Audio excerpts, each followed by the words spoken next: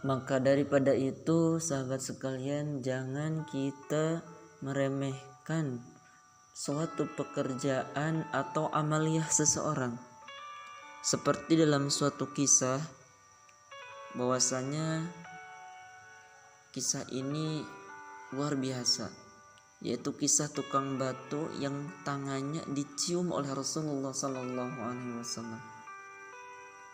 Jadi dalam suatu riwayat, Rasulullah SAW hanya mencium tangan dua manusia saja, Masya Allah, yaitu putri beliau Fatimah Az-Zahra radhiyallahu taala anha wa ardaha dan seorang tukang batu.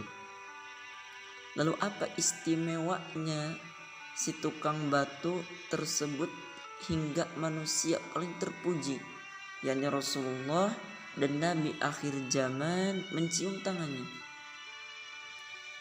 Diriwayatkan sepulang dari Tabuk setelah peperangan dengan bangsa Romawi, Rasulullah SAW dan rombongan berhenti sejenak di salah satu sudut jalan yang mengarah ke Madinah.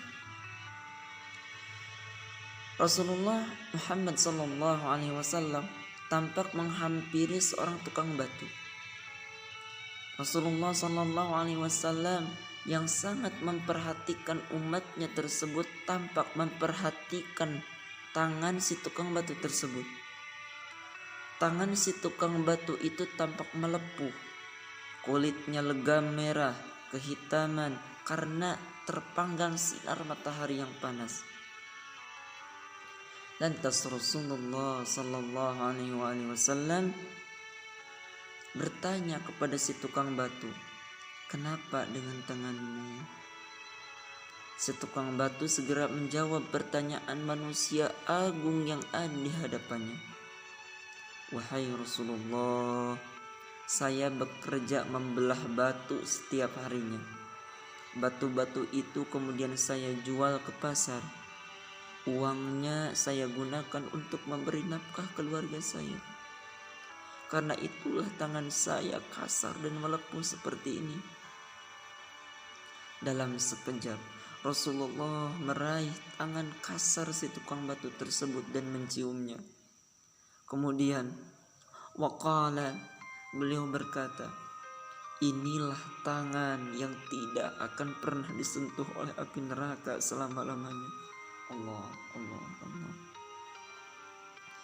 Rasulullah Muhammad SAW ingin memberi pengajaran bahwa kita hamba Allah bekerja keras untuk menghidupi istri dan anak-anaknya dan tidak mengharapkan hal yang lain selain keridhaan Allah Subhanahu wa taala.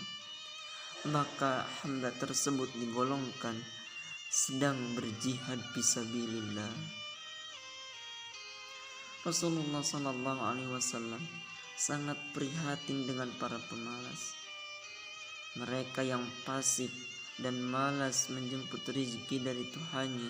Sesungguhnya tidak menyadari bahwa mereka telah kehilangan sebagian dari harga dirinya, yang lebih jauh mengakibatkan kehidupannya menjadi mundur. Berikut beberapa ayat atau hadis tentang keutamaan bekerja yang saya akan ungkapkan, yang saya akan bacakan. Dalam Quran surat Jumu'ah, Allah Subhanahu wa taala berfirman yang artinya, "Maka apabila telah dilaksanakan salat, bertebarlah kamu di muka bumi dan carilah karunia Allah dan ingatlah Allah banyak-banyak supaya kamu beruntung." Dalam Quran surat Nuh, "Dan Allah menjadikan bumi untukmu sebagai hamparan supaya kamu menjalani jalan-jalan yang luas di bumi ini." Kemudian dalam hadis riwayat Ibnu As-Sakir dari Anas radhiyallahu taala anhu warḍahu, "Siapa saja pada malam hari bersusah payah dalam mencari rezeki yang halal, malam itu ia diampuni." Al-Imam At-Tabrani meriwayatkan hadis dari Ibnu Abbas, "Siapa saja pada sore hari bersusah payah dalam bekerja, maka sore itu ia diampuni." Begitu juga Imam Bukhari dalam hadisnya Sahih Bukhari meriwayatkan sebuah hadis faqala Rasulullah sallallahu alaihi wasallam, tidak ada yang lebih baik bagi seseorang yang makan sesuatu makanan selain makanan dari hasil usahanya, dan sesungguhnya Nabiullah Daud selalu makan dan hasil usahanya, dari hasil usahanya. Kemudian masih dalam hadis Sahih Bukhari, sesungguhnya di antara dosa-dosa itu ada yang tidak dapat terhapus dengan puasa dan sholat. Maka para sahabat pun bertanya, apakah yang dapat menghapusnya wahai Rasulullah? Beliau menjawab, bersusah payah dalam mencari nafkah. Allahu Akbar. Al-Imam Ahmad dalam kitab hadisnya meriwayatkan sebuah hadis, barang siapa yang bekerja keras mencari nafkah untuk keluarganya, maka sama dengan pejuang di jalan Allah Azza wa Jalla. Dalam hadis riwayat Imam At-Tabrani, suatu ketika seorang laki-laki melintas di hadapan Rasulullah. Orang itu dikenal sebagai pekerja yang giat dan tangkas.